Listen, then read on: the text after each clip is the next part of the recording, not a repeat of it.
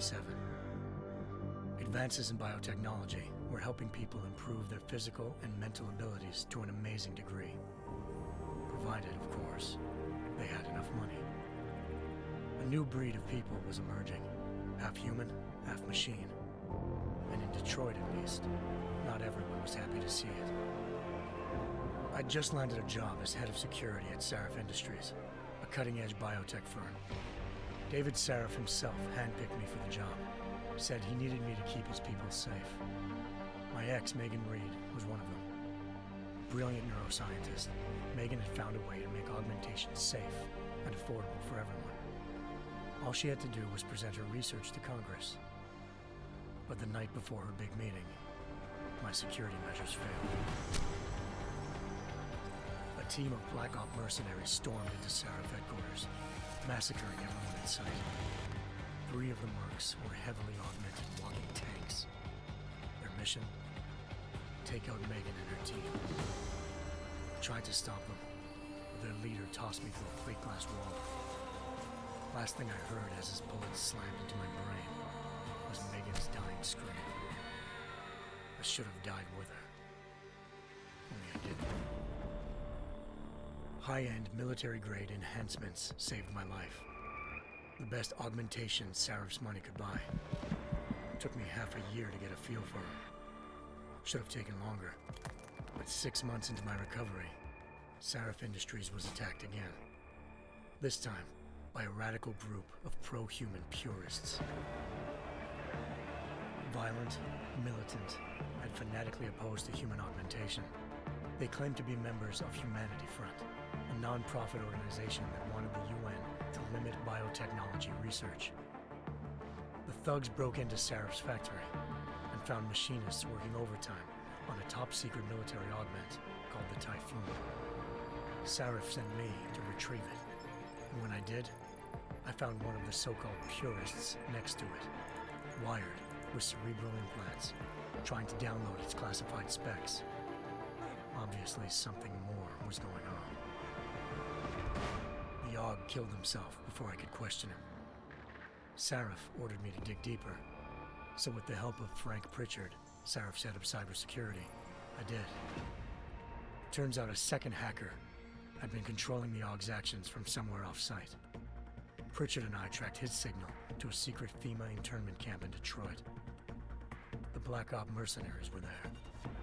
The same mercs who'd left me for dead 6 months before. Figured they'd try again when they saw me. It wasn't so easy for them this time. I took out the tank named Barrett, even got him to give me a new lead. A penthouse apartment in China. Of course, we both knew it would be a trap in the end.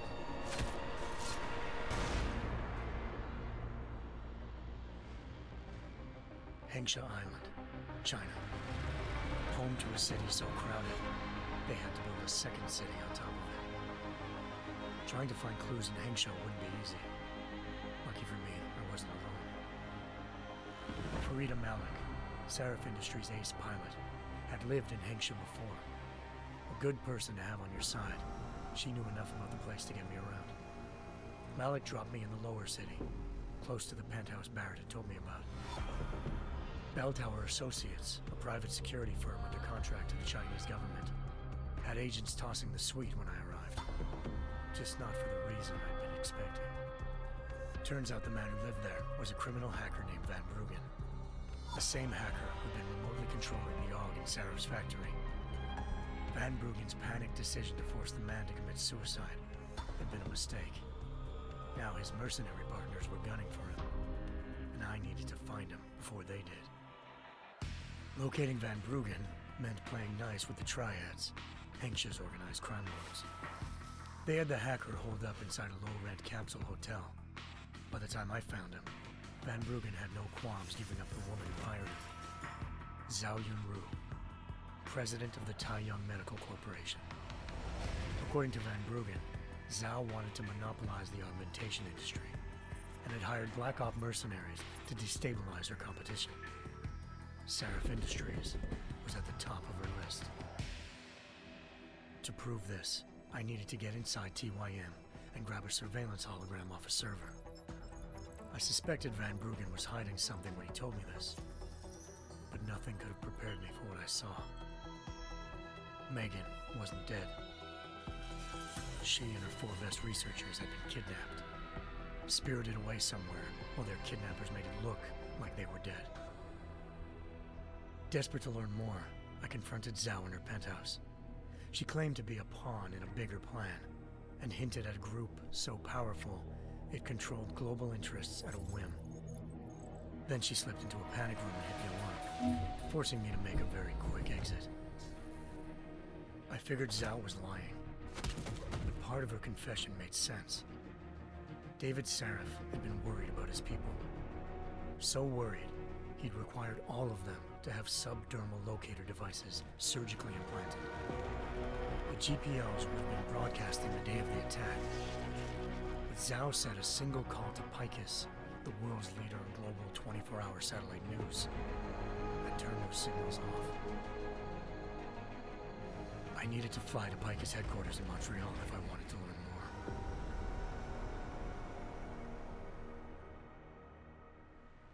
Eliza Cassan, Picus Communications' First Lady of News. Malik thought I was reaching when I told her Eliza was involved in this. The world's most famous news anchor, working with a mercenary hit squad. But when I confronted Cassan in her office, she freely admitted to jamming Detroit's satellites the night Megan's team had been taken. Said she's just been following her commands. I suspected she wanted to say more. But Black Op mercenaries showed up looking to shut us both down. And just like that, the Eliza I'd been talking to disappeared. The Mercs were led by an augmented killer I crossed paths with twice before, Fedorova, a woman who'd made silence her best friend. She waited for me to track Eliza's transmission to a secret server room underneath the Picus complex, then jumped me from behind. A deadly fight ensued. I made sure she never moved silently again. With Fedorova down, and no one left to keep Eliza quiet, she reappeared. Turns out Picus's First Lady of News wasn't a lady at all. She was a sophisticated AI program, engineered to monitor data streams and control what people believed. Eliza told me the Mercs had brought in a Humanity Front doctor named Isaiah Sandoval to remove the scientist's implanted tracking devices while Detroit's satellites were down. She also told me to speak to David Sarif if I wanted to learn more. By the time Malik and I got back to Detroit, tensions between normal and augmented citizens had reached a flashpoint. Riots were breaking out in several cities, and the UN was being urged to intervene. Sarif was trying hard to convince Hugh Darrow, the inventor-turned-philanthropist who'd once been a leading proponent of enhancement technologies, to help stop a possible regulatory vote. Sarif had a lot riding on Darrow. Megan's discovery would have given millions of people the chance to evolve beyond their normal human abilities, and at the same time catapulted Sarif Industries to the top of the Fortune 500. According to Sarif, Megan's kidnappers knew this, and didn't want people evolving unless they controlled how it was done. He called his enemies Illuminati, and urged me to keep searching.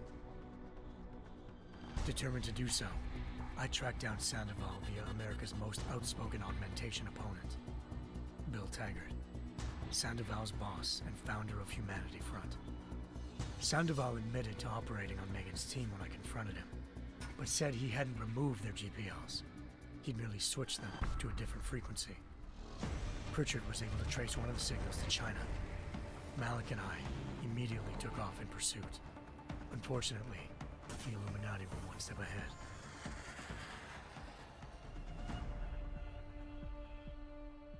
Ambushed. Shot out of the sky by Bell Tower Associates, seconds after entering Hengsha's airspace. Malik's piloting skills saved me. After a tense and bitter struggle, I escaped into Lower Hengsha. The tracking signal I was following led straight to the Triads, or more specifically, to the augmented arm of Tong Si-hung, leader of a gang of augmentation harvesters. Tong said they'd taken the arm off a corpse, which Bell Tower had left at their door, meaning at least one of Sarif's scientists was dead. Maybe not the rest of them, though. Tong pointed me to a port used for human trafficking and helped me slip aboard a bell tower ship. It was sailing to Rifleman Bank Station, a military base in the South China Sea. Bell Tower was holding kidnapped civilians as prisoners there, and using them to perfect the Chiron Project, a human-computer interface that left most of its test subjects dead. My search for Megan would have ended then, if not for a mysterious ally named Quinn. In exchange for my help exposing Bell Tower, he slipped me aboard a second ship headed to Singapore and an Illuminati-run biotech facility called Omega Ranch. 3 of Serif's scientists were there, forced by their captors to create a technology capable of remotely shutting down augmented abilities. Thanks to an emergency recall notice issued by the World Health Organization, millions of people all over the world already had the biochip installed. With the help of the scientists, I tracked Megan to a private section of the ranch. There, I ran into Yaron Namir, the walking tank who'd put a bullet in my brain the first time we met. He'd teamed up with Zhao and was hoping to catch me off guard. But their little ambush didn't work. I found Megan in a suite belonging to Hugh Darrow, the billionaire philanthropist who'd Serif had called on for help. Darrow had convinced her to go along with the biochip plan by promising to sabotage the tech. As she was explaining this, Darrow appeared in a global broadcast, telling the world that augmentations would be the death of mankind. Then he activated the biochips to prove his point. All over the world, augmented people flew into a killing frenzy. Darrow had betrayed everyone, and it was up to me to set things right. To do it, I had to reach Panchaea, a massive installation in the Arctic Ocean. As I raced through corridors built by an all-augmented workforce, I saw death and destruction firsthand. By the time I shut down Darrow's broadcast, I knew the damage he'd done. Still, humanity's future remained unclear. How would the world react to this sabotage? Would people ever regain their faith in augmentations again? What would be the Illuminati's next move? Only time could give us the answers.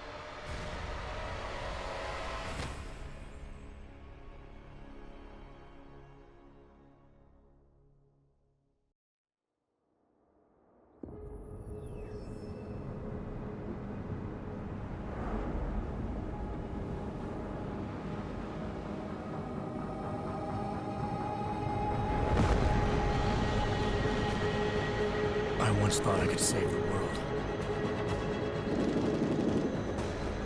Now look at it.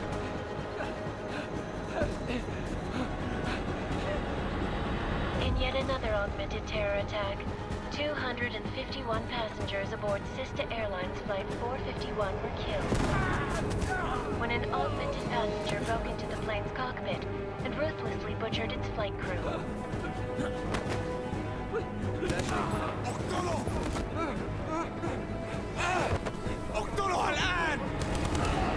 Details recovered from the black box recorder suggest that the man may have been suffering flashbacks to the AUG incident.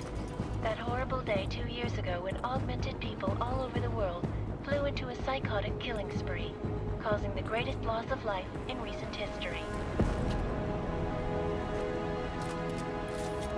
Sometimes, you just have to let go. And embrace what you've become. Not gonna go all wonky on us now, Hansa, are you? Well, if I do, McCready, I guarantee you'll never see it coming. Agent Jensen! Am I gonna have a problem with you? No, sir. No reason to assume you would. Good, because you are the only augmented operative on this team, and I intend to make good use of you. Listen up, all of you. We got a sandstorm barreling down our ass and we can't afford to make mistakes. We're going after this man, an arms dealer named Shepard. He's ex-Bell Tower, one of the Special Forces commanders who disappeared during the incident. And he's come out of hiding. That cannot be good. It's not. He's selling weapons and military-grade augments to terrorists. This is Aran Singh, the undercover agent who lured Shepard out of his hole. Best you see Interpol's got. For 3 years he's worked hard to get in tight with the Jinn, an Iraqi smuggling cartel that's infected the Eastern Hemisphere like a plague. Last week, our arms dealer sent a message to the Jinn, offering to sell them a shitload of black market merchandise dirt cheap. They told Singh to handle the buy.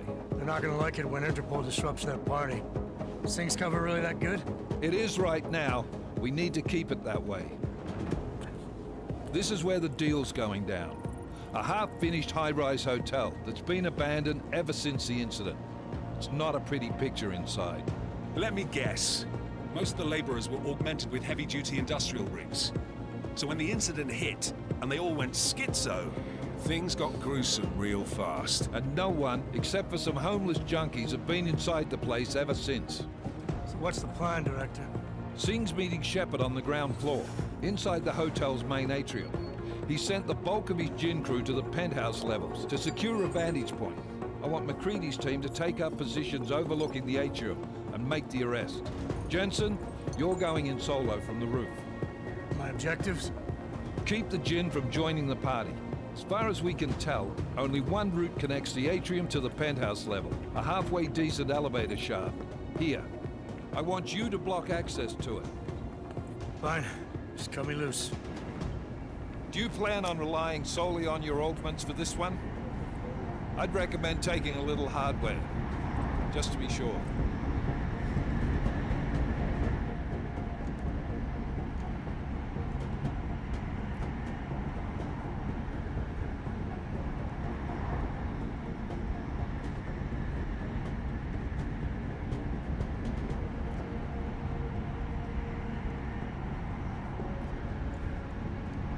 We've got a UC in there.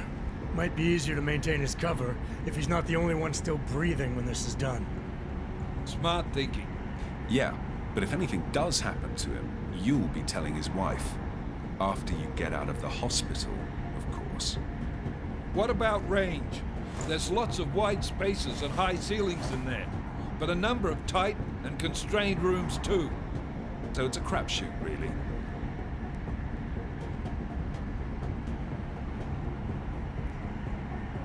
Well, I'm not looking to play dice with anyone in there. Give me something with distance. Your call. Less chance of being seen and compromising Singh that way. One last thing, Jensen. Singh said the Jinn are using some sort of portable Wi-Fi device to boost communications. He's got a better chance of maintaining cover if you disable it. I'll keep an eye out for it. But aren't we on the clock here? You said there's a sandstorm moving in. There is, and we got the intel on this mission at the very last minute, so we're scrambling a little. If it comes to it, your number one priority is keeping the Jinn out of that atrium. Copy that. Time to put away your heavy thoughts, gentlemen. We're approaching the target building. You're up first, Jensen. Let's do this. Task Force Action. This is Knife Leader. Engage Hush drives and descend to Angels 1-5.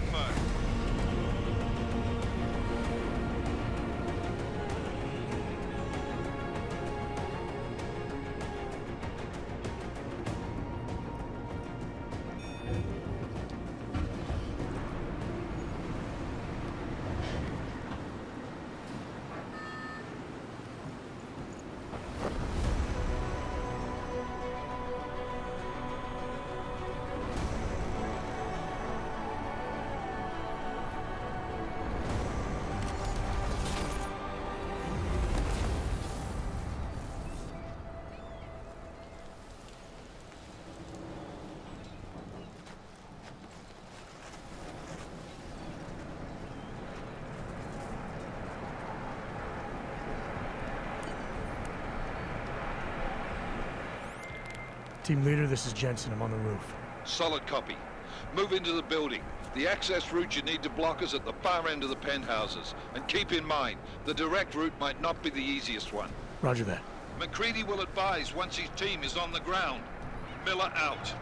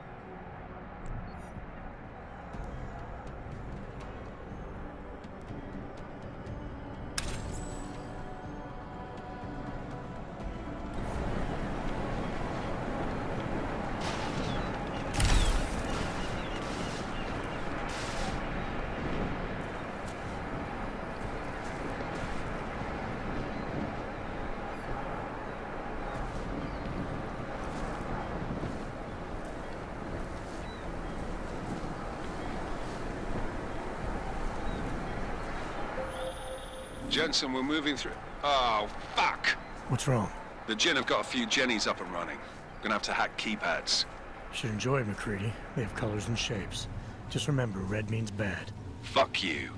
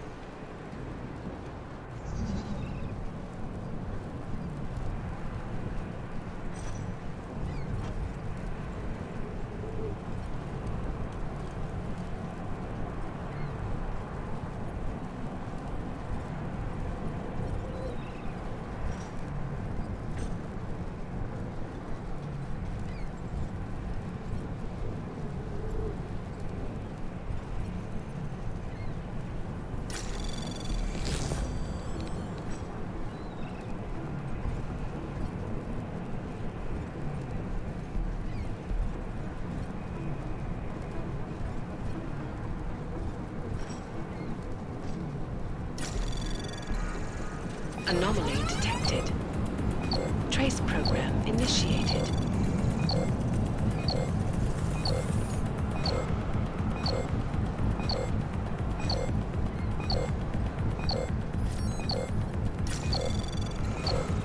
Access granted.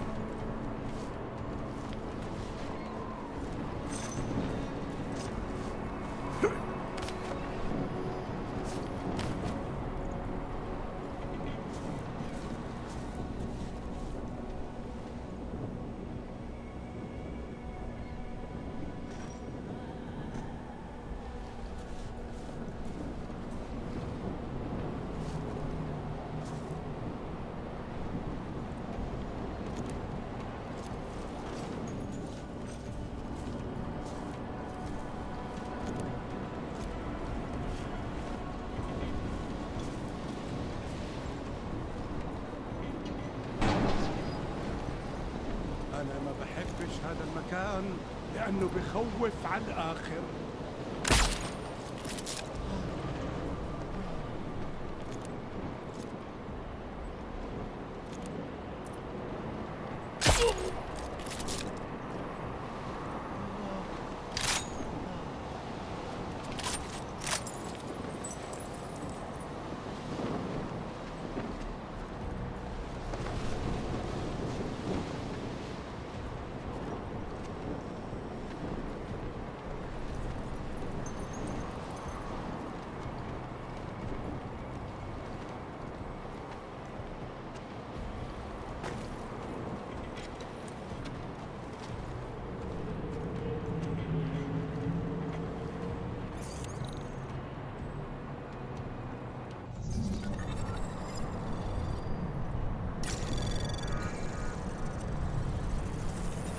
Anomaly detected. Trace program initiated.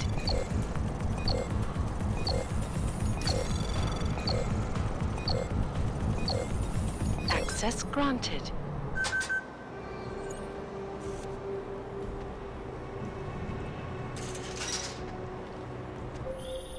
Jensen, Mac, listen up. Doppler shows that sandstorm's moving in fast. It's big, and it's gonna hit us hard. God, I hate the fucking desert. Confirm visual? I can. Time is not on our side. Copy that. Solid copy.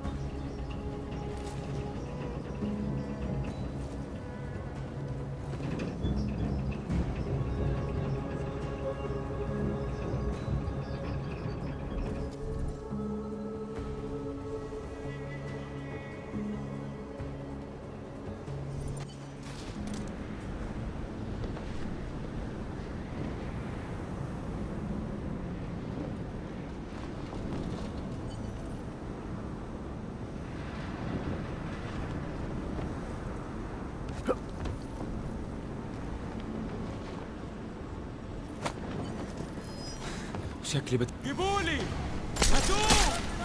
خلي بالك اتحرك.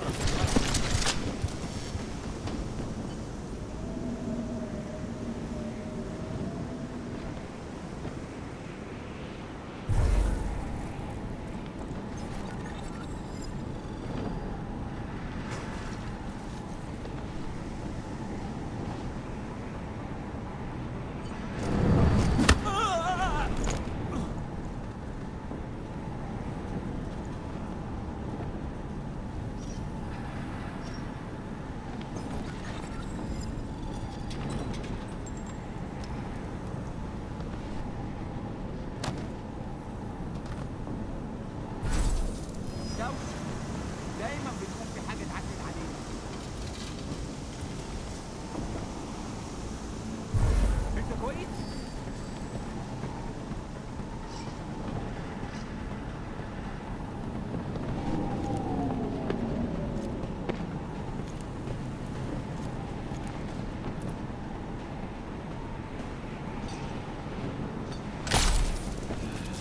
ايه اللي حصل؟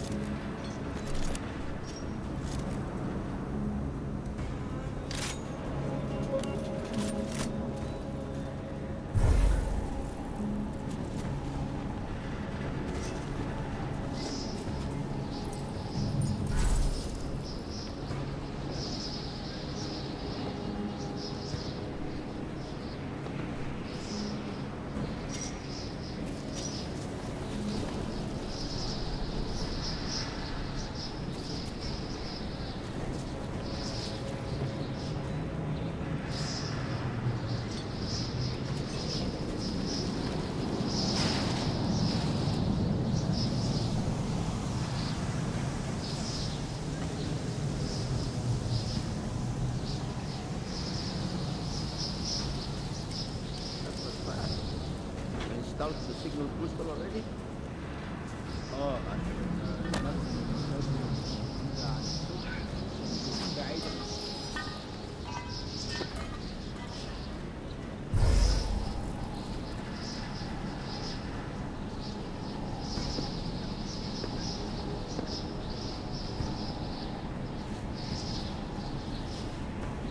اكيد مفيش حاجه.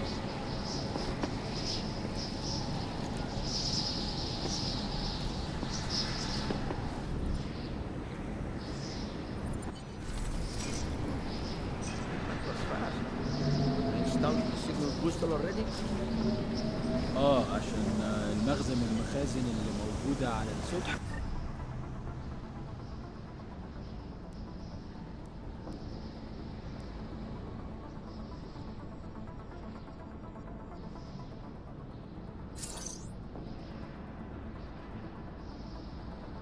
عشان تكون بعيدة من الرمل. Good. There's too much riding.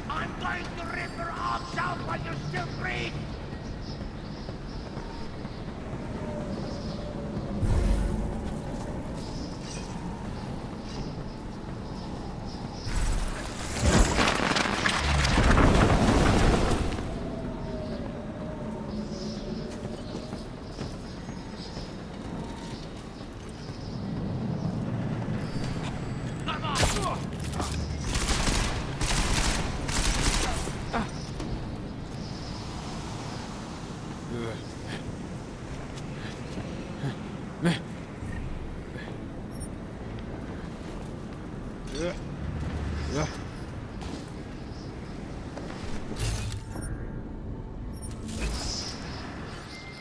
McCready, how you making out? Slower than expected. It's like someone's tilled a fucking cemetery down here. Say again? When the shit hit the fan in 27, the rush must have been for the stairs. There's corpses everywhere. A lot of your cousins are here too, Jensen. You want me to grab you any spare parts? No parts. But I take mine with cream and 2 sugars while you're asking.